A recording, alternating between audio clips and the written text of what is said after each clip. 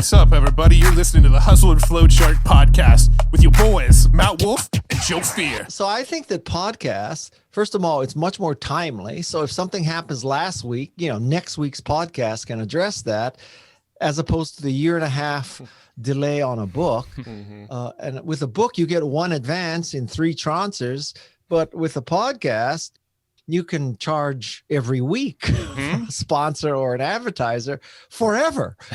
And as your podcast gets more successful, you can charge more. Whereas with a book, you're getting a flat $2 or $3 ever. And it just depends on the trajectory of the book. With a podcast, it's much more flexible. You can do many more things. I don't think it's easier to do than a book, because a podcast requires, I think, as much editing as a book, at least the way I do a podcast. Well, I'd be curious, because everyone has their own style about podcasting, and we have our format. Give us what's your kind of prep look like? Yeah, the flow. Sure. How do you think of it? So, today I interviewed somebody. I did 2 or 3 hours of research on her. Many times the people I'm interviewing have written a book. So I read the book. Sometimes I read the previous book. So 2 books. I probably put in 3 to 5 hours of prep for every guest. So did you put 5 hours of prep into me? I would be inching right around that. I'm not going to lie. Really? I had a good... Okay. I have a different approach. I mean, I bounce all over the place. I want to see everything, like the TED Talks. I don't know. You have like 20 of them, it seems like. So there's that. So, let's say three hours or so for each guest. Then there's the 1 hour interview. Yeah. And then we take 2 soundtracks, and the sound engineer puts them together and uploads them to Descript. Do you use Descript? Yeah, we do. So we upload to Descript. And then I take the first pass edit at Descript, because I hate filler words, and I hate when people repeat themselves. So I think my job is to make the person look and sound as remarkable as possible, which can often take out. I've had instances where in 1 hour, the guest says, 200 times, right? So I take those out. As opposed to other podcasters who just believe in turning it on and letting people hear exactly, how it went down. I edit.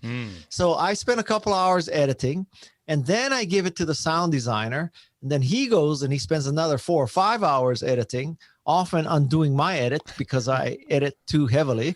And then he adds the sound and the music and all that kind of stuff. So now it's quote unquote done. And then, Peg Fitzpatrick takes over and does the marketing on the day of announcement, which is another 5 hours. So there's probably 15 hours per hour of finished product.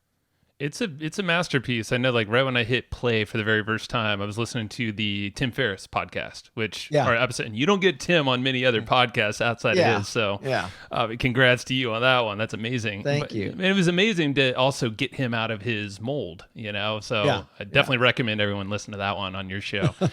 Thank you. But immediately when I hit play, I was like, this sounds just next level. Like just the quality of the intro. I forget how it goes now, but it just... It doesn't sound like a podcast intro. You actually put some thought into it. Oh my God. I write out the intro. I write out the outro.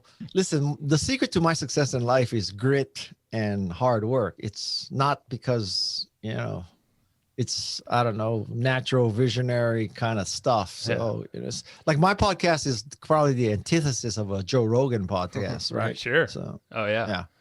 Well, I think it's the other benefits. I mean, it seems like you show up, the way that I know you've said this many times, is getting lucky is better than being smart. You kind of lean into that more. Do you think the podcast is part of that? It's almost like showing up in this person's world consistently. I think it's a skill to figure out what to ask a person. And I kind of believe that I was just born for podcasting.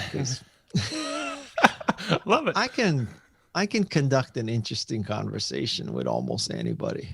Today, I interviewed a plastic surgeon from Beverly Hills. Like, that's not exactly like interviewing Steve Wozniak. You Right. know what I'm saying? So that's a whole different wheelhouse there.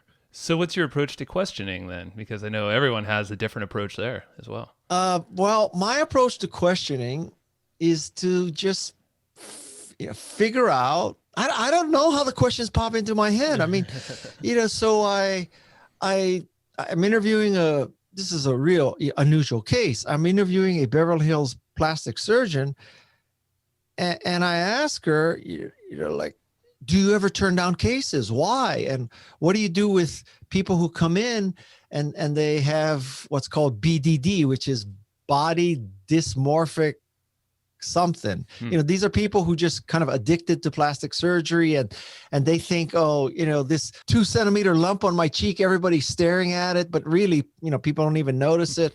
And so I ask those kinds of questions. I don't ask typical questions in the sense of, what makes you remarkable? Can you tell us, how you became remarkable? What do you feel strongly about? What makes you feel good? How do you? I don't ask questions that sort of look like, oh, so what he did was he read Wikipedia's entry and then he's asking the same questions of everybody. Yep. And in fact, one of the things that I like to ask as the very first question, I think the very first question is maybe the most important one, is I always try to ask a question so that the guest truly understands Guy did the research. He really checked it out, because he didn't just read the Wikipedia entry. So a few weeks ago, I interviewed Angela Duckworth, the MacArthur Award winner and author of Grit. And the first question I asked her was, is your daughter still taking viola lessons? Because in the book Grit, she talks about how everybody in her family has to do something that's hard, something that requires practice, and it's not purely fun. And her thing was viola. And so the first question was about her daughter's viola, which what I'm trying to trigger is I want Angela to say, so, this guy clearly did his research. He read the book. He knew my daughter is taking viola. So that's my secret to starting up an episode. A subtle little mark there. Yeah, I love that. And I feel like, the momentum before, for us, like, it'll be kind of the before banter and trying, any relatability we can get going, and then almost hit the record within that momentum, because you're right. It's the beginning. You gotta get the wheels moving, and see where it heads. Yeah. Well, and you figure, many of these people, they've been on podcasts hundreds of times, right? So they're all asked the same question, like, how did it feel to win a MacArthur Award? Well, duh. I mean, Well, you'll never know.